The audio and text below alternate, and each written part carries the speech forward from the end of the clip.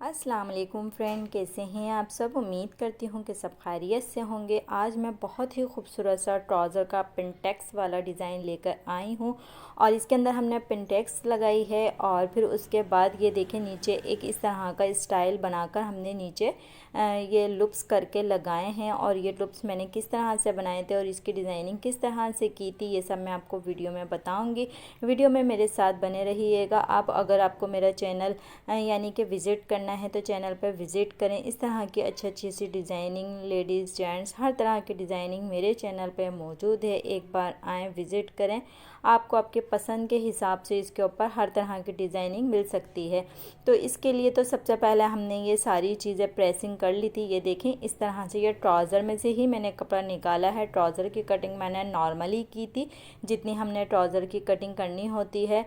फिर उसके बाद ये ट्राउज़र की कटिंग करने के बाद मैंने उसके अंदर से ये पीस निकाला और इसके अंदर 0 साइज़ की मैंने ये फ्यूजिंग प्रेस कर ली थी।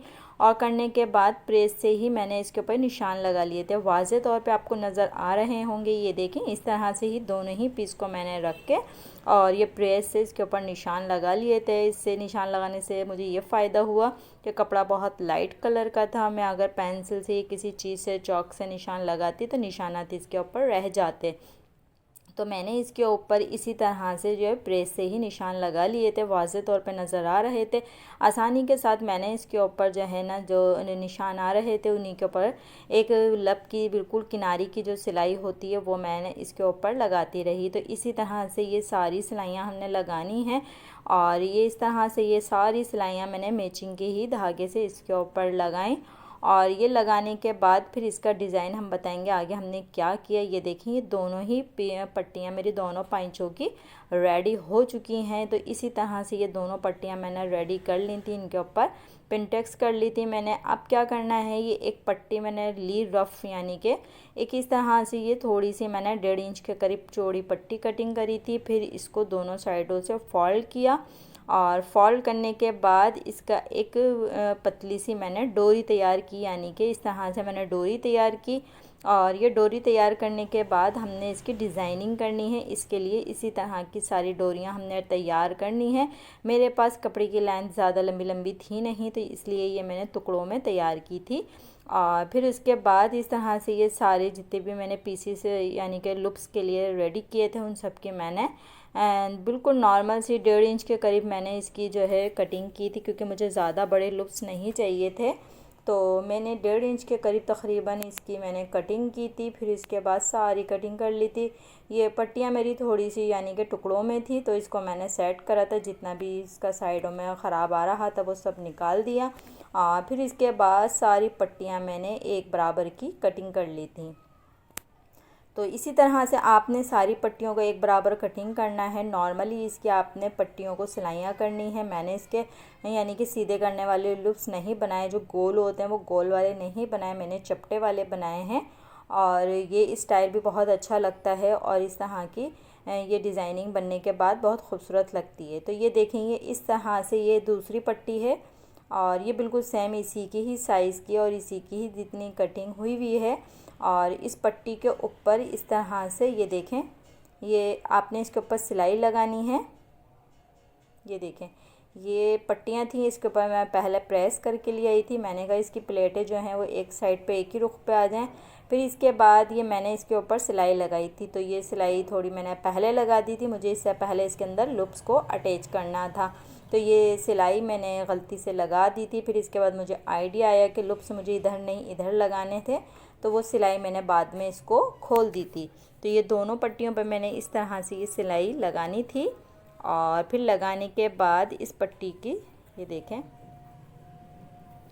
इसी तरह से ये दोनों पट्टियों का आपने रेडी करना है। रेडी करने के बाद आपने इसको ट्राउज़र के अंदर अटैच करना है।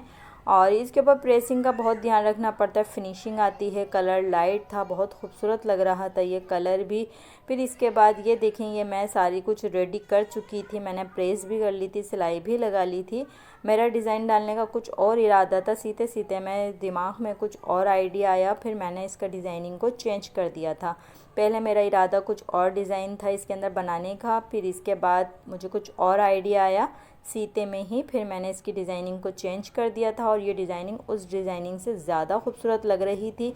फिर जो मैंने सिलाइयाँ लगाई थी उस सिलाई को मैंने वापसी खोल दिया था और फिर उसके बाद इस तरह से ये मैंने इसके अंदर ये रख के ये लूप्स एक बराबर की ही लगा लिए थे। रुख देखें आप, मैंने अंदर की तरफ रखा हुआ है, जो जॉइंट वाला साइड था उसको मैंने अंदर की तरफ रखा है और जो मतलब सिलाई में अंदर चले जाएगा वाला रुख बाहर की तरफ रखा है।